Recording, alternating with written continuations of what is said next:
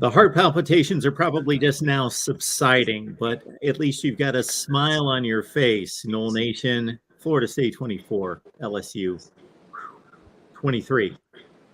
Recovery from Monday night.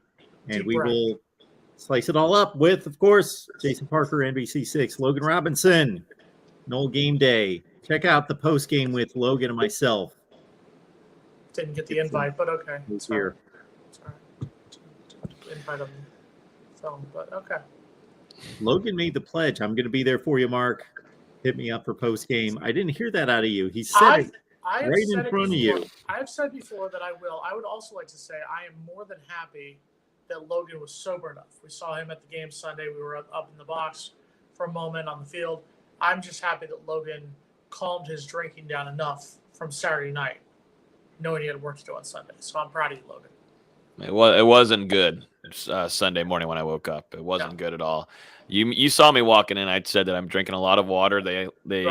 Security allowed me to bring in that jug, this right here. They allowed me to carry this around, which I was very thankful for. It was a rough morning waking up. Bourbon Street did what it needed to do against me, but we survived. And then being up high and that, I mean, we were up in the clouds. That is no joke of a press box to be up. You're up with the banners and everything. And I'm not a big fan of heights, so a lot of adjusting I had to do with my body there. But to leave the game and Florida State come away with the win was 100% worth it. Before we get into talking about the game, by the way, let's welcome Big Game James into the show. James, sorry we didn't make it to your tailgate. Or I didn't make it to your tailgate. I'm sure Logan went because he's a sucker for free food. But I would have died. I would have actually died. Probably would have on this one. But I do actually want to bring back an old tradition here. I want to give a shout out real quick to the crew of American Airlines at Louis Armstrong New Orleans International Airport. Logan and James, do you remember when you were in college that bar smell at 2 in the morning? And Mark, too, from your time at Kent State, that bar smell at 2 in the morning. Longer ago, yeah. Right, that beer and bad decisions, like that regret smell of that bar at 2 in the morning. That's what the airport smelled like, because apparently they were running shuttle services from Bourbon Street in the French Quarter to the airport. So those of us who had 6 a.m. flights on Monday morning were met with people who were literally passed out at the airport. So the American Airlines staff was having to check on them and say, "Excuse me, is this your flight? Excuse me, what flight are you on?" Everyone on the flight back to Miami was either drunk or none. I think I was the only person who could legally drive at that point. So shout out to the people from American Airlines. You made sure everyone got on your board safely. Appreciate it. Wow.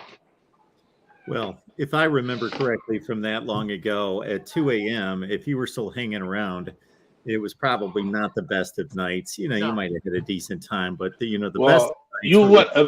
According to like 15 people, my tailgate was very difficult to find anyway.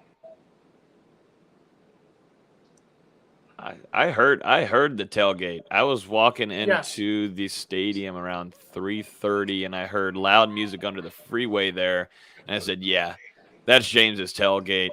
It's not going to be a good idea for me to go there before we go inside of that stadium." As I was driving with my father and my uncle, I said, "Shout out to Big Game James." I can know that was tailgate. Was my way. You could tell with the music coming artists from the state of Florida, you could tell that was James's tailgate right there. If I'm not mistaken, I don't know if James can hear us. I think he can by the smile on his face. I think I saw, I don't know if you guys watched the ABC replay, if you caught the game on TV, the replay, but I think I saw James once or twice. I don't know if anybody's gotten back to James to let him know that I'm almost positive that was our guy. Where? On the TV broadcast? Yes, on the TV broadcast. I think so. Yeah, I got a lot of text messages saying we saw you. Why do you look like you're mad? What's going on? I kind of got in a little trouble. That's my friend Nikki, who I was sitting next to. That's not my Nikki. Nikki's available. Anybody if you like the young lady who was sitting to my left, she's more than single, so anybody can go. And I'll put a good word in for anybody who's listening and wants to see her. But it was cool. I was right next to the Marching Chiefs and dapped all of those guys up because you saw on social media.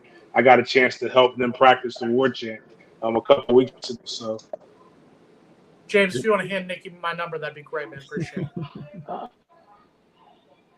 That's all he can do for you, though, Jason. That's fine. It's That's all fine. you That's from there. You fine. know, That's you. fine. just get the number down. Give me those 10 digits. We're good to go there. Okay. Seeing some confidence out of Mr. Jason Parker. Like well, that. That's what 2-0 does. This is our first show we've done since we've been 2-0. We haven't been 2-0 since the 2016 season. So obviously that mild swag is coming out. Okay. Well, let's talk about it. The last thing I'll say about James's appearance on ABC was that the one time that I know I saw him for sure, it was right after a huge play. I don't remember which play for FSU, and everybody's going nuts. And James was, you could tell he was feeling it. He was happy. But he's not going nuts, jumping up and down. But everybody around him's just going crazy. James was just kind of giving it one of these. That's James. That's big game James right there. Sure. That's our James Coleman. He's been on the field. Absolutely.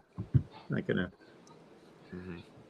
There it is. All right, Logan, you want to set us up on this one? What does this win mean? Of course, we're gonna find out. You got to see that. I tweeted it was the weirdest thing. I've never been on that side.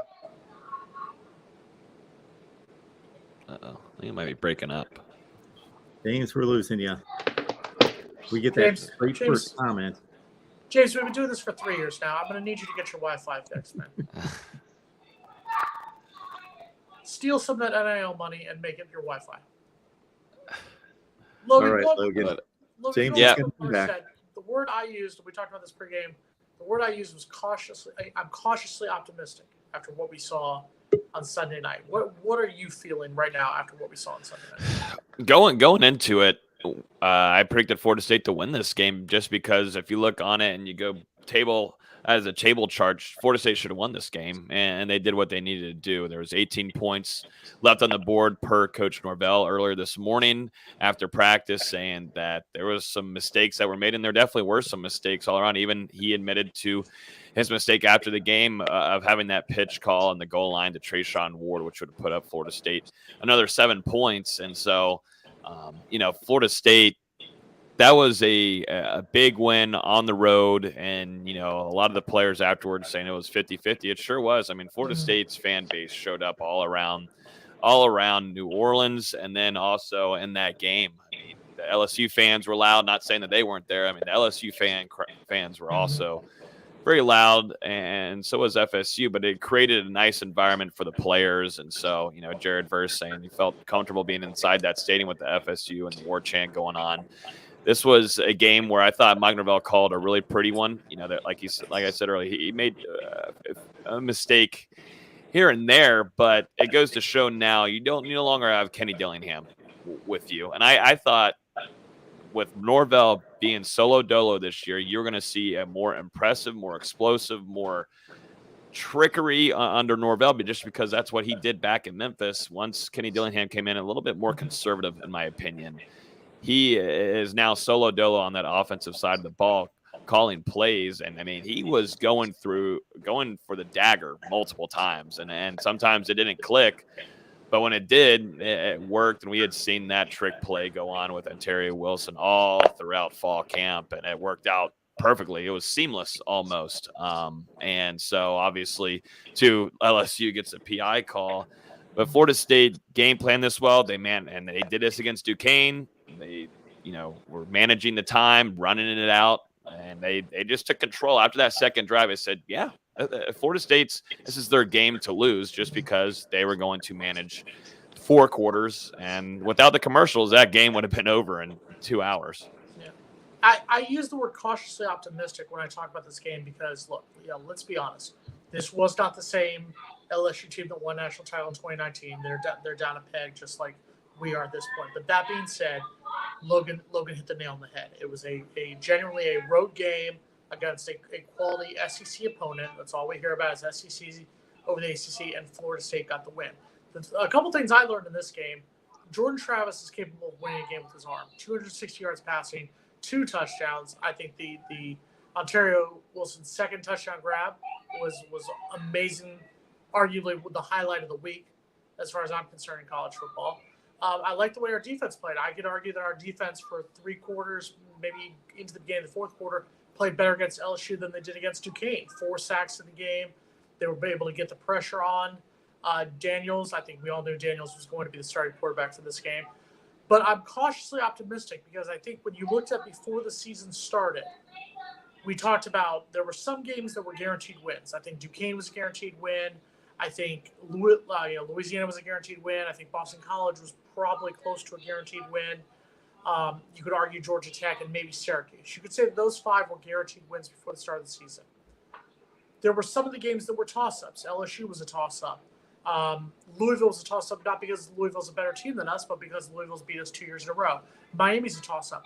So getting those toss-up wins, getting LSU, and then you got the next game against Louisville, you're starting to see that maybe people who thought Florida State wouldn't be better than a 6-6, 7-5 team, the ceiling did get raised for where Florida State could potentially be by the end of the season. So we'll talk about that. What's Florida State's ceiling later on in the show? But I think right now you have to be cautiously optimistic that things may be better than we thought they would be for the Seminoles this season.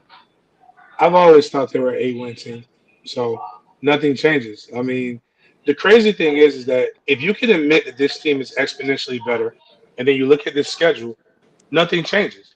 The only thing is being, and there's nothing wrong with being pessimistic, but the one thing that we've done as Florida State fans, media, and whoever, is we look at teams based upon what they historically are and not what they currently are. But we don't look at our team in the same manner. We look at our team based upon what we think they are, but we're looking at somebody like you're basically chasing ghosts. And as I talked with a lot of people, and thank you for introducing me to Carter.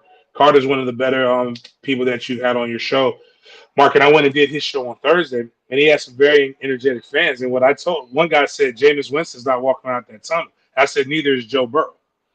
So, I mean, you've got Jaden Daniels, who played a really heck of a game once he got settled. But, you have to look at what you've seen. I am a critic. I've probably been one of the most critical guys of Mike Norvell during his tenure. And when I went out to practice this year, again, the first thing I said at the first spring practice that went viral and shook the whole fan base was I said, this is the best first day of spring that I've seen in the last 5 years. I told people last year when I saw Jermaine Johnson, I said, I called him, I quote, and I saw his dad. His dad came to the tailgate. Jay is awesome. I told him, you're an MFer. And I don't mean that in a bad way. You're just somebody who I would know I'm going to have to cut block. I'm going to have to reach into my bag of tricks to get you off your game because I can't block you straight up. Well, when I saw Jared Verse, I said, holy crap. I'm looking at somebody who's better than what I saw with Jermaine Johnson. It's one thing where Jermaine could, that's a strength guy. This guy is bendy. He reminded me of Cameron Wimberly that I played with. You've got a defensive line that's more experienced and established. So then you got to go and look. Even with LSU, they had 39 scholarship players after the end of last season. Now they got their transfers in. They have 75 scholarships, but they keep losing guys to the portal. This wasn't this full strength. This wasn't the same LSU team from last year. But the new guy, there were so many things that were there that lined up to tell you that you had every opportunity. And the one person I'm the most proudest of is Jordan Travis. People keep saying what he can't do. And it's starting to make me question, do you watch football games or do you listen to what other people say? Because everybody says he can't throw it deep. And they said this last year. And they all wooed when Mackenzie Milton dropped back through this post. If you look at the 3 touchdowns that Jordan Travis threw the year before, it was on a deep post. It was over 30 yards.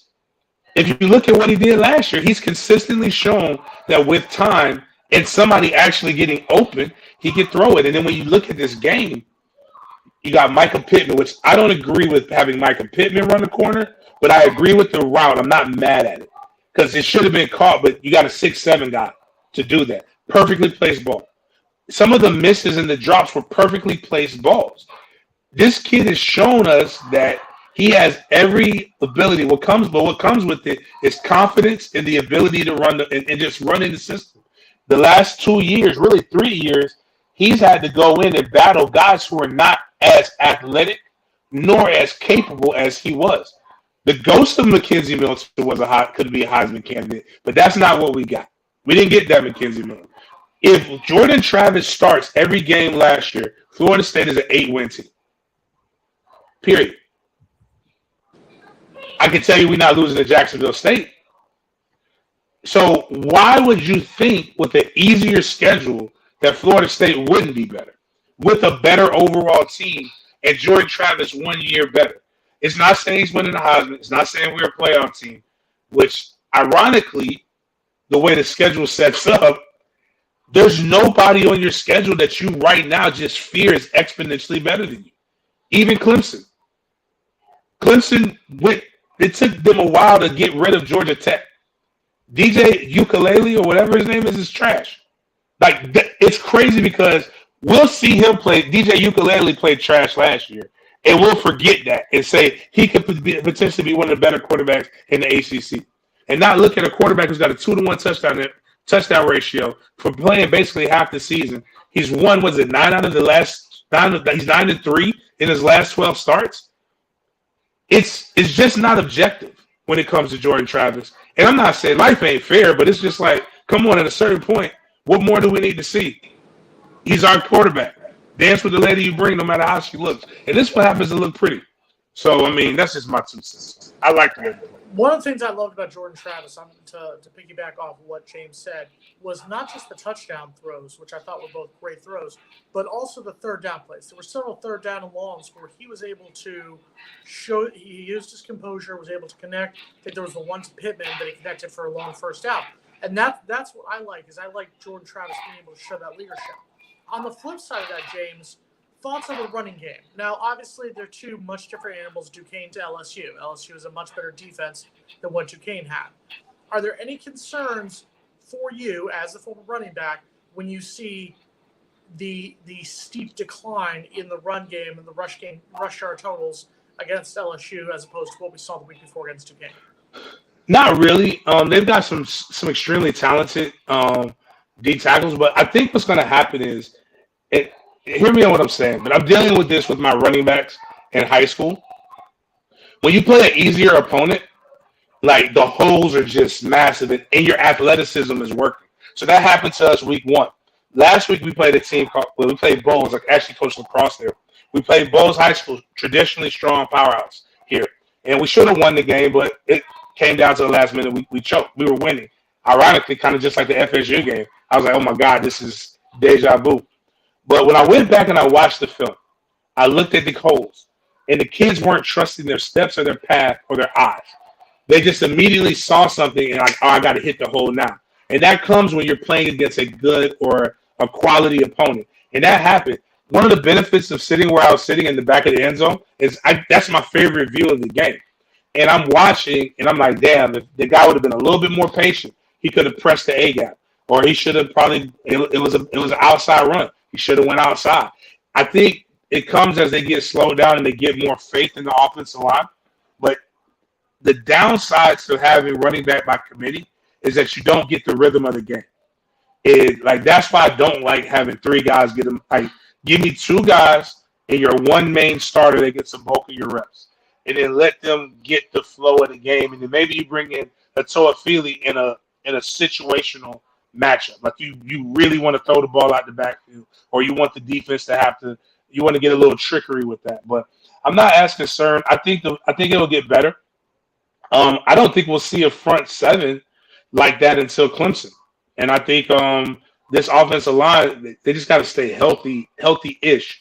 But this offensive line, as they get used to each other, they're going to do well. Because when you look at the passing game, that was what I was more concerned about. Because I knew we were going to have to throw the ball. It's will we have time for Jordan Travis? And outside of a couple plays, it was really solid blocking. I think the running backs got to have better vision, though. Logan, shout out to your cat for joining us on today's show once again. On the defensive side of the ball, let's take a look from what you saw in the game. Obviously, Florida State. What's up? I was going to give a shout out. Are we done with offense? I want to give a shout out to first off to Ward, because Ward was the only one that knew how to navigate against that defense, and there's a reason why he was your prime back. I mean, he knew how to go north and south. Benson was doing his thing again where it worked against Duquesne, but it wasn't going to work against LSU. And, better tacklers. But Ward just knew how to navigate and go north and south and hit the holes well, and not a lot of dancing where Trey Benson and they didn't feel Tua Philly was going to play a big factor in this game plan. It was all Ward. So shout out to Ward for his game, and then also Terry Wilson. I mean, a guy that we didn't really talk about a whole ton this offseason, although he's been the most consistent, along with Malik McLean. Veteran guy on the squad comes in and has a big, major game for Florida State. I mean, was SC top 10 left and right. The one-handed grab. You've got obviously the flea flicker down the field. Was just reliable for Jordan Travis on Saturday night. So I thought those were two guys that definitely impressed me. And it's just hard to not talk about Terry Wilson because he's going to be a playmaker for the rest of the season for FSU. On the flip side of the ball, that defense in the first 3 quarters and into the start of the fourth quarter, I think was arguably one of the better defenses against a quality opponent that we've seen from Florida State in a while. And then, you have that kind of the point where you're up 2 scores and then it goes into the prevent defense kind of thing, which I've never been a fan of, but that's what Florida State has done. And this has been a thing we've talked about for seasons. This has been going on since probably the 2015 season. Get a decent lead and then go into prevent and all of a sudden wonder why you only win by 5 points. But let's focus on the good for a second. Talk about that defense, what we saw in the first 3 quarters, first 3.5 quarters, what we saw from that Florida State defense. Did anybody hear really Renardo Green's name throughout the night? Although other than his big hit that he had, did anybody hear about Renardo? It's a good thing that we didn't talk about Renardo Green because didn't have to. Renardo Green did what he did. That's cornerback 1 for FSU. I know there's been a lot of talk about Marion Cooper, but this is Renardo Green's secondary now, at least at the corner position. I thought that he played well. He's a guy that has fought through adversity and has gone through injuries, and now with him fully healthy, yeah, sign me up. Sign me up for Renardo Green. I think he played well. And then going at the safety position, I thought Akeem Dent's PBU there in the end zone was damn impressive. And, he didn't want to talk about it a whole ton today after practice because today's practice wasn't so great, like Mike Norvell said. But I thought those 2 guys, at least on the secondary, impressed me, and then the entire linebacker unit, except for a few plays. Overall, you take that any day of the week, how Deloach and Tatum Bethune played. That's exactly this linebacker room. And I was questioning this room with Randy Shannon for a little while, and it's a different kind of coaching style that he has during practices, James. But it works. It works. And, I mean, he'll get on to you, yeah, but he's very lenient to let them learn on their own. And so it's no discipline. You can go on and say it. It's just cat ball. You can learn on your own. Yeah, I got cats. This is what you're going to do. Go to the spirit of the play. And that's what you see. But it's actually free. And it's fun to watch when it's working. And it ain't fun to watch when you're getting picked apart. Because I always tell people who keep asking for Fuller to be replaced by Randy Shannon, you got to remember, Randy Shannon's kryptonite was the same kryptonite that killed Mickey Andrews. Neither could stop the spread. So, I mean, why would we want a guy who can't stop the spread in a situation where everybody runs the spread? But I honestly think, I just think people hate Fuller, man, and refuse to really look at what this man did. It took 45 yards in penalties to get them the score that put them in range. And to be honest with you, it wasn't Mike Norvell's. It wasn't really Fuller's fault that they drove down 99 yards to score. They should have never been in that position to have to do it. That's why they call it sudden change drills. A turnover literally gives you the momentum of the game. All the holding penalties. I mean, now granted, you never want the referees to dictate the game for you, but I think if he calls that game against 70% of this schedule, they don't even get to that point. But I think what happened more so is that our offense kind of stalled out and didn't really. I talked about it last season, and I told the guys this before. Sometimes you just need one more score. Really, one more score, and it takes the will out of your opponent. It doesn't have to be a 7. It could be 3.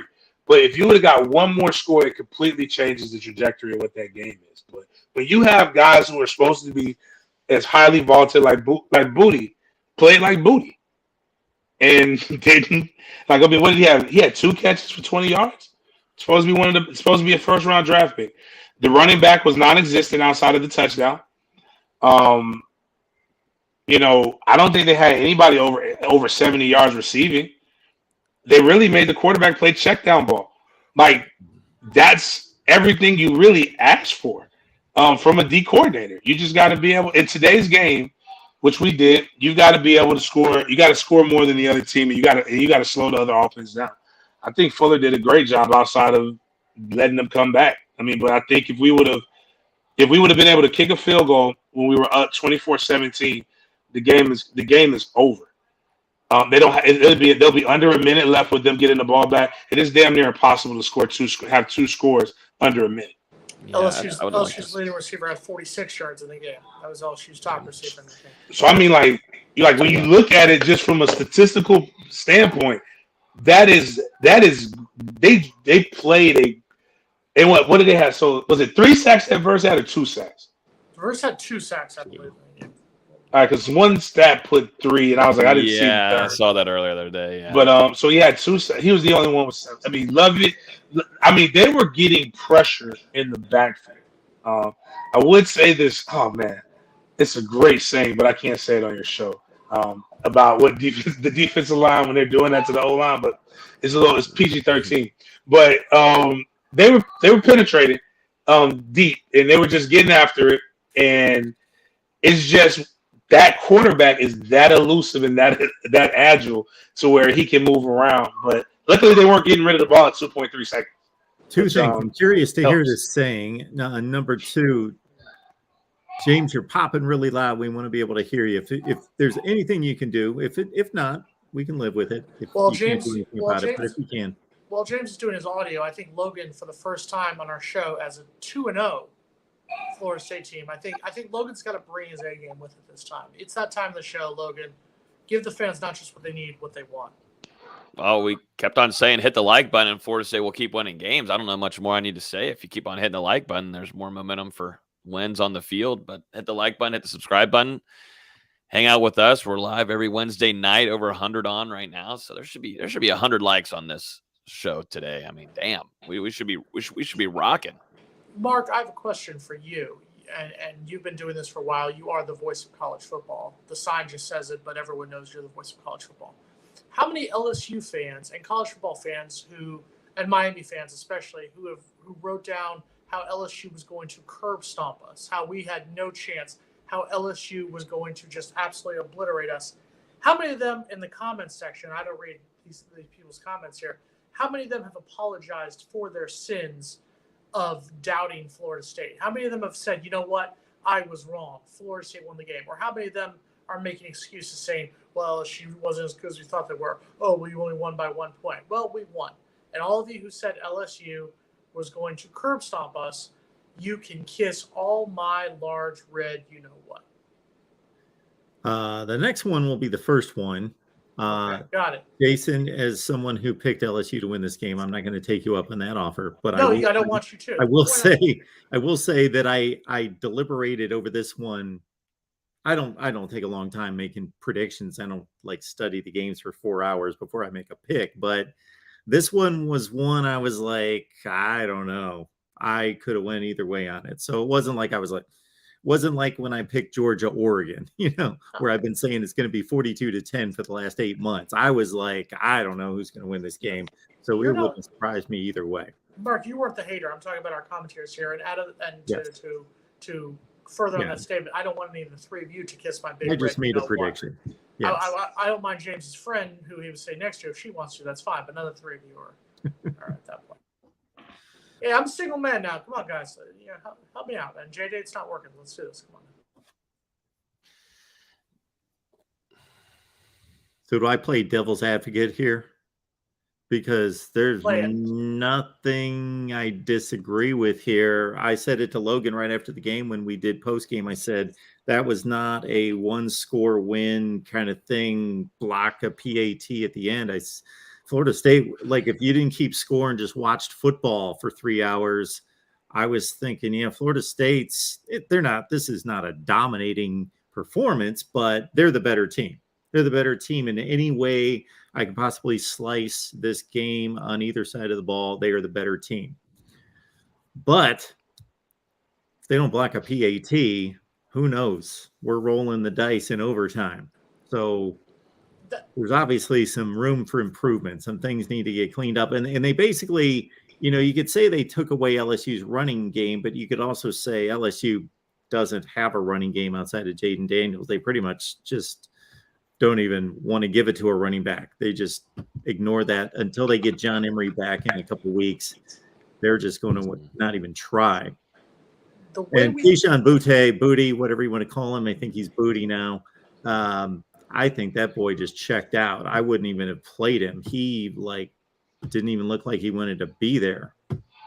We're going to lose a couple games this season based on the way we played at the end of that fourth quarter. There's going to be a couple games. It could be next game against Louisville. It could be later on the season against, Wake Forest, NC State, or Miami, or someone where we're going to lose a game where we should have won, but the way we played at the end, just like that. It happened to us against Miami in 2018, where we're up by 20 points and we end up losing by 1 point. So it's going to happen at some point. But like I said earlier, the advantage of getting this win, this was a game that on paper, and I predicted Florida State to win. Logan predicted Florida State to win. James predicted Florida State to win. I think that's also the fact that all three of us are alumni of the school, and I'll admit it, I have a little bit of bias. I said Florida State would win 8 games this season, not because I legitimately thought Florida State was an 8-win team, but because I'm a Florida State grad, I'm going to ride or die with my program. I think, and let's talk about this for a little bit for a moment, guys. For a lot of people, the ceiling for Florida State this season was 6-6, 7-5. Let's say 7 wins was the ceiling. The ceiling? Florida State. I think there were a lot of people who thought Florida State, the ceiling this season was 7 wins. Okay. After going 5-7 last year, 3-6 the year before.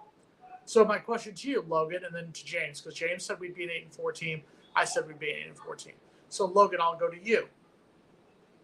Is Florida State now an 8 or 9 win team, or should we still stick with the fact that Florida State right now is a 7-win team until proven otherwise?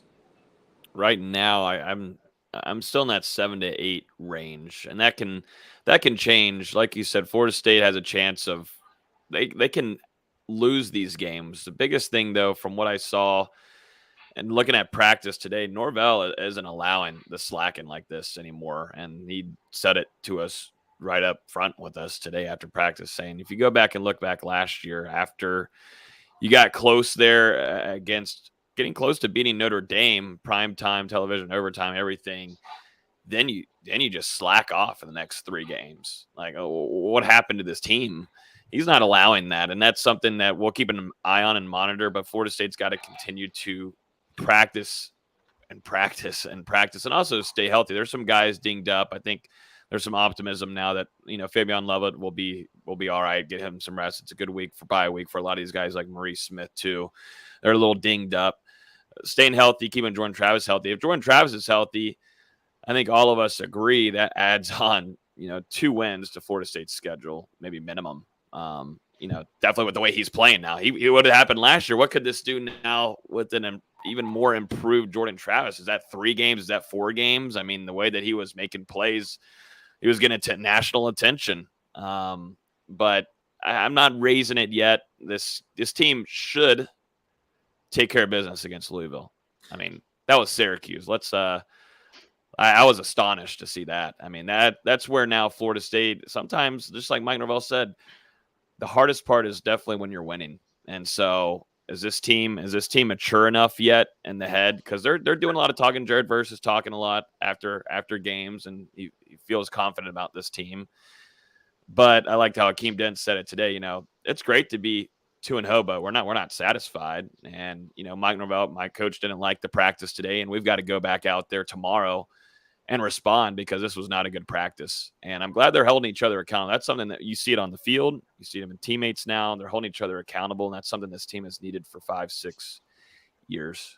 Because the mistake that most college football fans make is overreaction to a game. So, yeah, is Louisville a great football team? I don't think so. I think they're going to win 6 or 7 games. But was I surprised by the deficit against Syracuse? Absolutely. But, man, I heard the guys on game day just dismissing that game. Oh, are you kidding me? because the like country music guy that doesn't know anything about college football that just picks out of a hat or based on colors or whatever said Syracuse is going to win, and they were all like, they can't win, and I'm like, do these guys know anything about football? Syracuse like played Florida State to the final play, lost to Clemson by a field goal, lost to Wake in overtime. Like they can win that game at home. Like I was not surprised by Syracuse winning. So I guess to bring this back to FSU, they can go to. Are they better than Louisville? I believe so. Yes, I think I've seen enough to believe that. But they could go to Louisville and lose if they're not focused and don't have their game faces on and ready to go. And the only other thing I'll say is I don't want this entire hour to go without stating one name because he deserves to have his name at least mentioned. Shaheem Brown. Yes. That's what I was going to say. This guy said every player counts. Every player counts. A special teams player saved Norvell's job. No, Shaheem Brown played the majority of that game at safety.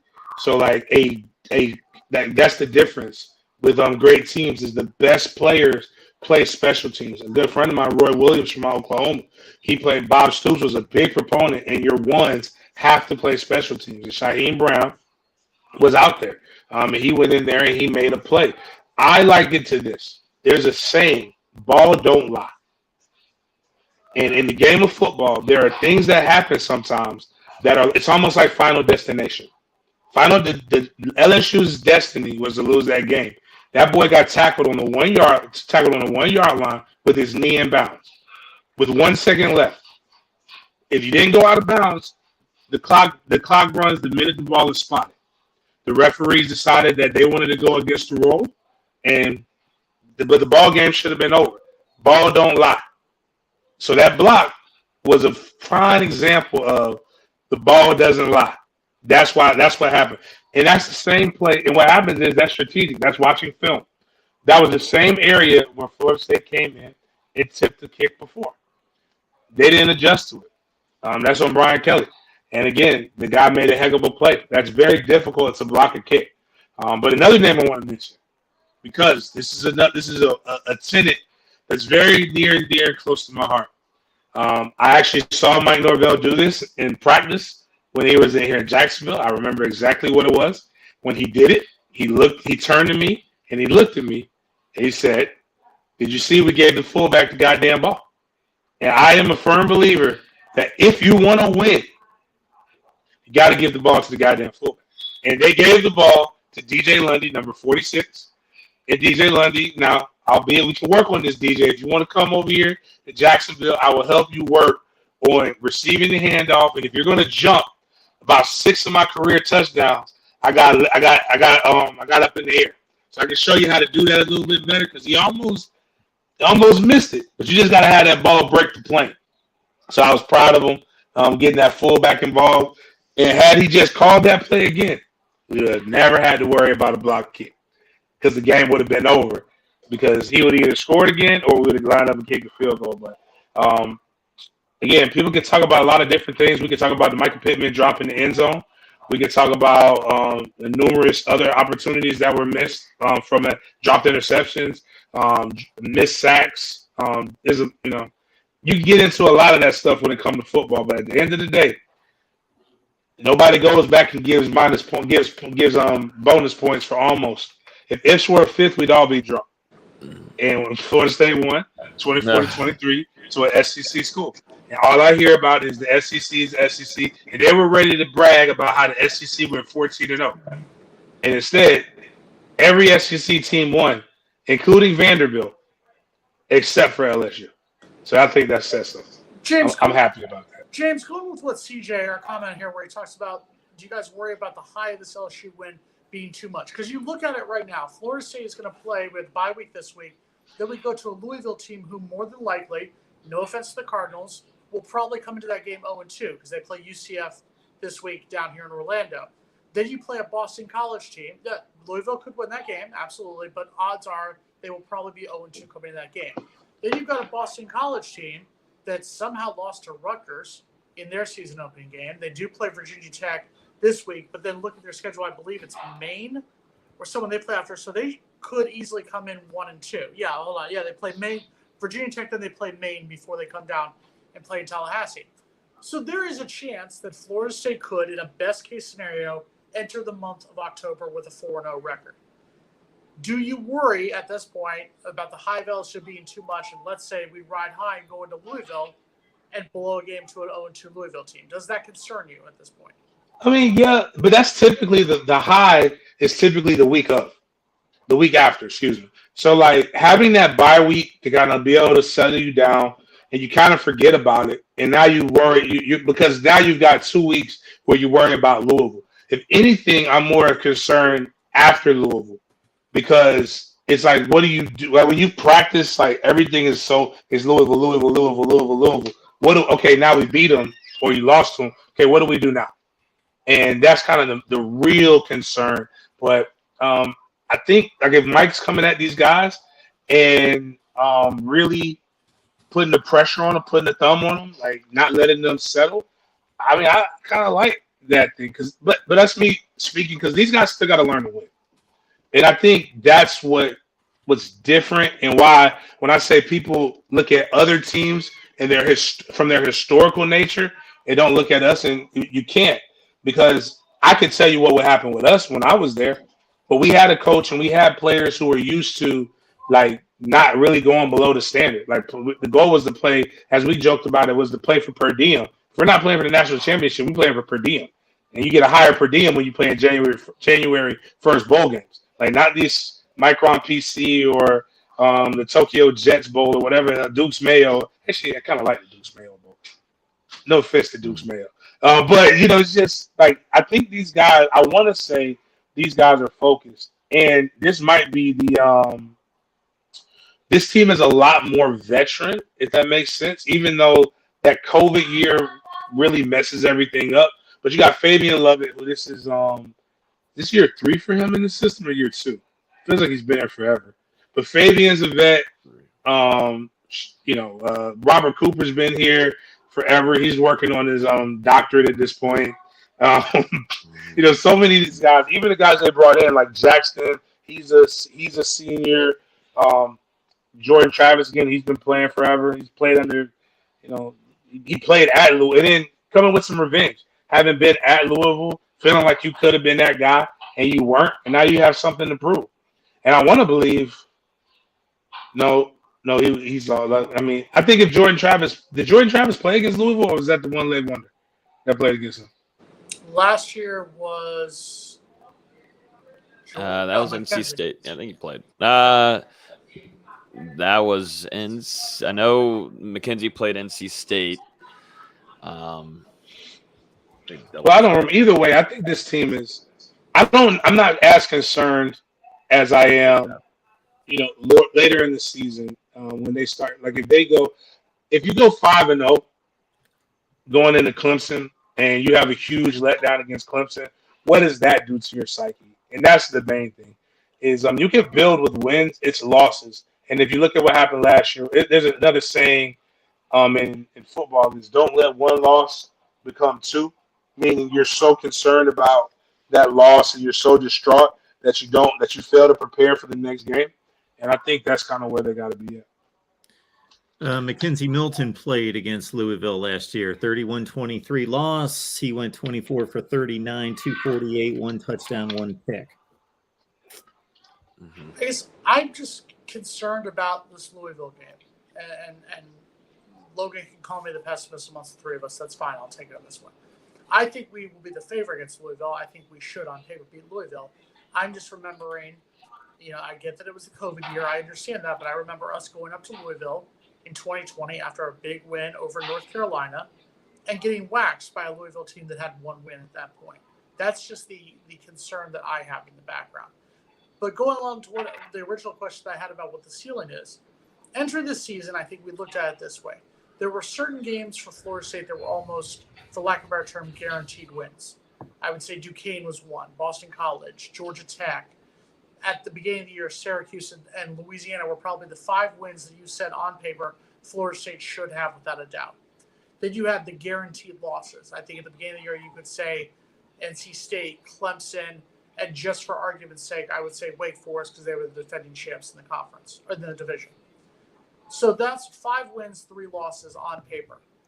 Then there's those 4 other games. It was LSU, it was Louisville, it was Miami, and it was Florida.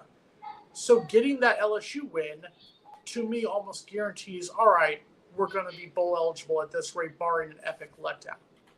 So the question then becomes, if Florida State can beat Miami, if Florida State can beat Louisville this week, and I think this is very important. If Florida State goes into the month of October with a 4-0 record, with 3 straight games against Wake Forest, at NC State, and Clemson at home, okay, if you win, let's say one of those. Let's say you beat Wake Forest, lose to NC State, lose to Clemson. All right, you go into the next bye week with a 5-2 record and Georgia Tech coming into Tallahassee on October 29th. That's right, the Georgia Tech team that looked bad against a Clemson team that didn't look that great. Anything can happen. I remember Georgia Tech beating us in the start of the 2020 season, so I'm not trying to take anything away from Georgia Tech. But I'm not saying they're good. I'm just saying that was a ball game for 3 quarters. I agree with you. But what I'm saying is, at that rate, you become the favorite to beat them, and all of a sudden you're entering the month of November 6-2. You're already bowl eligible, and you have a chance to have a serious impact with the schedule in the end of the month, the end of the season that includes Miami, Florida, Syracuse, and Louisiana. That's where the question comes into play. If you're 6-2 entering the month of November, 8 wins is extremely possible. In fact, I would think it would be a disappointment to not have 8 wins at that rate, and then all of a sudden maybe just 9 wins come into play. And once again, I'm not trying to put the cart above the horse. I really am not, because I also think Florida State is fully capable of entering the month of October 2-2.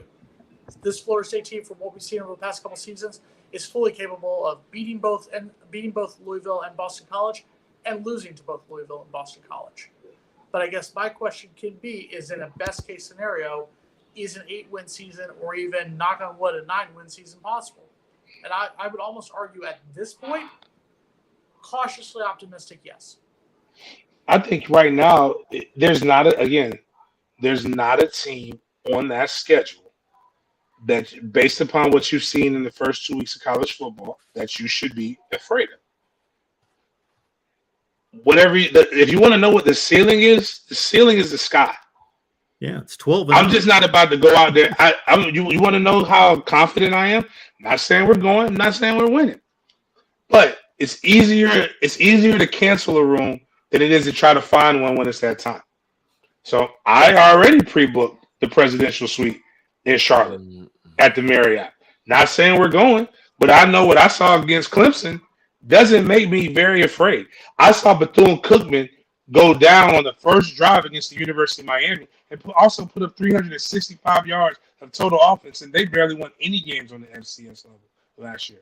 I saw, I see North Carolina State should have lost to Eastern Carolina. Eastern Carolina get questionable coaching calls, or what made that happen. I saw, again, Louisville get mud stomped by Syracuse. Made me kind of fear Syracuse a little bit more, but I'm still realizing that, you know what? That's still Syracuse. And then, but going through the schedule, Wake Forest has Sam Hartman back, but who knows? I don't know what was wrong with him. But I do know that this team is better than the team that was there last year. So it's a lot of. James, what about Florida? Again, I saw Florida. I saw Utah lose. Kudos to Florida, not taking anything from them. You have to do that. But again, questionable decision making. You're on the 2-yard line. You throw the ball and it's an interception on second down. Live to fight another day, because all you need is a field goal to win. Hell of a stand by the Florida team, but I saw that Utah team kind of just crumble. Anthony Richardson also had a very, very good game. Can you have a quarterback be put on an island like that, to where you're basically running a naked bootleg off of a fake inside zone, a fake reverse, and then a guy who has a beeline on you should have killed you. You pump fake. It's a lot went into that one of those touchdowns. Anthony's a tremendous talent. But again, I haven't seen anything from them that makes me just say that's a loss. Like, I'm going to tell you the teams that scare me. Louisville scares me because they have a scrambling quarterback. Georgia Tech scares me more because they have a scrambling quarterback. Anthony and Florida scare me because they have scrambling quarterbacks. We weren't able to keep contained on Jaden Daniels like I would like. But I also believe that as the season wears down, those guys get more comfortable. Those guys get more disciplined. I'm not saying we're winning the ACC or even playing it, but I'm saying that's the ceiling. The reality is to not believe that this is a 9-win team when we could have won 8 wins last year with a lesser team, with a harder schedule. This is a better team with an easier schedule, and I'm thinking that that 8 wins should not be out of anybody's trajectory. James, thank you. Logan, thank you. Mark, I'm going to leave. I'm going to turn things over to the closers. I'm going to bring my Mariota Rivera and my Edwin Diaz, get the trumpets and the Metallica going. Guys, take us home. We will see you next week. See you, Jason. Appreciate Appreciate it. See you, Jason. I just wanted to hit on 2 last things, and they would be, number one, obviously, Bless Harris out for the season. How does that impact the offensive line? Let's start there. Yeah, that's a rough loss. I mean, that was your starting offensive lineman. It stinks because that happened against Duquesne, and I think in the third quarter, and that was probably close to the last drive that he would have even been in there. So just overall bad luck, and so that hurts. But you're throwing in Jasmine Turrentine, who looks the part. I think still learning, and then so was Bless too. It's not like Bless was significantly miles and miles ahead of Jastin, but I've liked how Jastin stayed in there, and he's done what he's needed to do. There's still a lot of learning to do, and that's why you have Coach Atkins there. I mean, those guys at practice today can't disclose everything of what they're doing, but Coach Atkins, no matter if they were to win a damn ACC championship, if you're going back to practice on Monday or Tuesday, it sucks. I mean, he doesn't let things just all giddy, good job, cool, you won, you played well, you didn't let your quarterback get killed. We're going to take a nice on you. He coaches hard, and that's why I think they'll be able to develop Jastin and get him fine there on the line. But definitely a blow, and we'll see. Bless should have more availability or, more time with Florida State. We'll see what they can do with medical redshirt, all this kind of stuff. But he already was going to have more time with FSU, which is a really nice thing. So I know there were some people talking about it earlier today on socials about, is this last time we'll see Bless? No, you should unless he's going somewhere else, you should see him in Garnet Gold next year. But yeah, definitely a tough loss there, just because you're starting to dwindle down, and that's what you did over the offseason, is to try to build depth on that line. But it hurts a bit here. Then just the other thing I wanted to hit on before we take off is big recruiting weekend, a lot of prospects, a lot of commits, candidates at the game. How we think that have we heard anything out of anyone since the game to make us think one way or the other about the impact of this game? Yeah, a lot of guys were. This is what most of the recruits were looking for. Mike Norvell has been able to sell, and basically what Florida and Miami are doing right now are doing a good job of selling the potential. Mike has been selling potential for 2 years, but you haven't seen it. So now you're starting to see what a Mike Norvell run offense should look like. You can visualize yourself in that. And Akeem Williams was down in the booth, had a great time.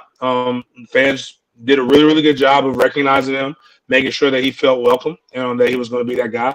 I think I feel very strongly and confident on September 23rd that he will commit to the good guys, as well as Blake. Is it Blake Nicholson? Logan, is that a linebacker? Yep. I think it's great to see Kalen and Bethune both playing to the level in which they're playing as fast as they're playing. That makes a guy like Blake want to be able to come in, and you feel like if those guys keep playing the way they're playing, they're out of here. And I have a chance to come in as a true freshman and possibly be able to make some bones. So I think those are 2 dominoes that will drop. I think I love the way Coach Atkins maneuvers when it comes to his recruiting. I remember talking to him. He's only taken 2 to 3 guys this year. So, I know there's rumblings of a potential flip, but there's also rumblings of us potentially getting a higher rated guy. So it's very much so just like you're either going to get on board or you're not, because I'll find somebody to replace you. So I've always been stuck on Florida State possibly having, I think, a top 12 class when I think 12 is where we'll finish at. Considering I think the 24 and 25 cycles are going to be really where Mike continues to progress and make his bones if he can build this foundation this year. I liked how Mike Norvell, this man's always thinking about plans C, D, E, and F. And it goes on the recruiting trail too.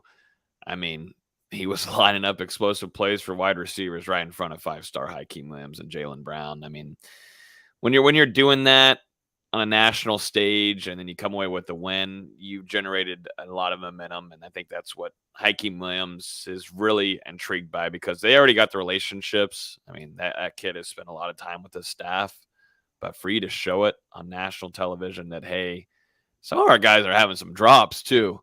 You have immediate playing time, bud.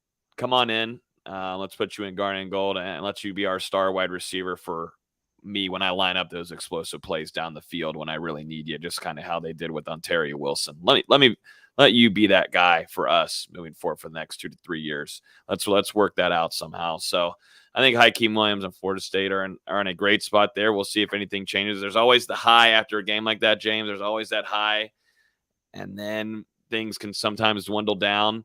But I think Florida State's in a really solid spot there with him, and I think Blake Nicholson has kind of been waiting and just going as far as he can of waiting. But I think it's, with how Randy Shannon, those linebackers I've looked at the last 2 weeks, it's just time to go ahead and send it in, and go ahead and pick Florida State. I think they're in a great spot there too for a really talented linebacker off the West Coast. That'd be a really big snag for Randy Shannon and Florida in that defense. And I wanted to go back to one thing, and there's one thing about Rod Kearney going around, and there's this fan base amazes me sometimes. Where Florida State's 2-0, there should be some optimism, but still going after and talking some smack about a really highly rated offensive lineman that you would kill to have in this class. I don't understand it. Like, seeing Rod Kearney compete in person is extremely impressive. A guy that you would love to see Coach Atkins be able to forge into something special. Let's cool it on that. I think Florida State's still in a he's committed, but I don't think you're losing him. They have a really close relationship. I think it's just fans making up stupid, what. But let's make sure to I understand there's Chester out there, another really talented offensive lineman, but bring them in. I think if you can get 3 guys like that are young and talented, and maybe you find 1 or 2 in the portal if you have the scholarships to do it, it's great. I think we stand in we're pretty good standards from what I understand with Jordan Hall, another kid from Jacksonville. And then the 4-star running back Mitchell from out of Middleburg High School. I actually like him. I like him better than and even though I got to see I think it's Samuels. I had to see him as Fleming Island Eagles we played them about, I think, week 9 here at Jacksonville. But I think it's gonna be some good potential and talent. Even with Kearney and even if we get Jordan Hall from out of Jacksonville, those are guys that may or may not, they may play depending on how they work in the spring. But like, I get a chance to see, like, he plays for Orange Park High School, so it's right around the corner from where I live at, and they're defeated. The high school team's not very good. He looks way better than what somebody from that high school should look like. So that's why I'm like, you got to get a guy like that. But I think from a technical standpoint, he's probably just not there. But he is a very loyal kid. Trust me, he's a kid we wanted at Mandarin High School. I promise you that much. He's also a kid that's had, like, I want to say 3 head coaches since he's been at Orange Park, and he's never transferred. Whereas most kids, I know kids in this area who transferred to 4 high schools in 4 years. So that speaks a lot. But at the end of the day, the kid made a great quote. Let me enjoy the recruiting process and leave me alone. And I think that's fair. If the kid wants to come, he comes. If he doesn't, as long as his interests don't interfere with our best interests, God bless. But I would love to have him in garnet and gold. It all came from social media stuff going on and removing pictures and whatnot. I'm like, goodness gracious, do fans go on every recruit's account and check them daily, if not hourly? I wonder sometimes if people have hobbies, James. I wonder if people have hobbies, things to do. At least go out, get some sun, lay out off your phone for an hour and relax. These are 16, 17-year-old kids. If he removes some pictures and takes away some stuff in the damn Instagram bio, just chill out. You sound like me, Logan. When I Goodness hear stuff gracious. like that, I tell people, you could probably, I don't know, better your life in some way, read a book, probably Goodness. have a house or Yeah. room or two in the house that need painted, learn a trade, get outside, get some exercise, do something. We've got to find something in this FSU fan base, because they decide to freak each other out. Then it makes it so then a commit has to put out a quote. We went through it all with the Chris Parson commitment, but now we're going to do it against Rod Kearney. We're just going to continue to do it. Just leave it alone. Go back and watch the LSU game. Go back and watch something. College football is back on. There's got to be some kind of football to watch. Thank God NFL is back on tomorrow night, because at least there will be football for 5 days out of the week, 4 days, whatever it is. All right, Logan, what do people need to know? We're going live tonight with Jeff Cullen, Florida State's new radio guy. Excited to have him on. Been able to hang out with him a few times at practices, and excited to chat up about a really, really nice, well called game. His first big primetime game that he had to call, and I thought he did a great job. So excited to have him on tonight, just to chop up the rest of this LSU game. We'll talk practices and touch a little bit on Louisville, not a whole ton. We'll talk recruiting too, some of the recruits we got in contact with after the LSU game, but nothing too crazy tonight. But excited to have Jeff Cullen on. That's about it. We're just hanging on and enjoying this bye week. It has been a crazy stretch of just traveling and going back and forth everywhere and getting content out, but just enjoying this bye week, Mark, and always enjoy coming on here with you and James and Jason. Absolutely. Big game. What do you got? Nikinobi 1851 is the NIL company. Fifth quarter .net. Join our. I don't push it enough, but you can join our Discord. We have every team, but we definitely our biggest one is FSU. And at Big Game James _36, you can see the videos of the tailgate. We will have a Boston College tailgate. If you're looking for if you're a wine and cheese person and you're not, you need to be catered. You need somebody to feed you. You need somebody to fix your plate. You probably should go to another tailgate. But if you like top shelf alcohol, you like really, really good food that's seasoned very well and good vibes, this is probably the tailgate for you. It's $40. All you can eat, all you can drink, all you can smoke cigars, and all of the profits and proceeds go toward the MFTK Foundation and the Mikinopi's 1851 scholarship to each $1,851 we raise, it gives to a Seminole Indian student that's in Florida State, so they can apply for it. They get that, and then we give it. So it's all good, and appreciate y'all. Folks, be on back here next Wednesday, 6 p.m. Eastern Time. Bring some folks with you. Logan, we appreciate you helping us out, always being here for us. James, same to you. Appreciate you and the analysis. Absolutely. You guys have a great rest of your week. Thank you, Mark. Appreciate you.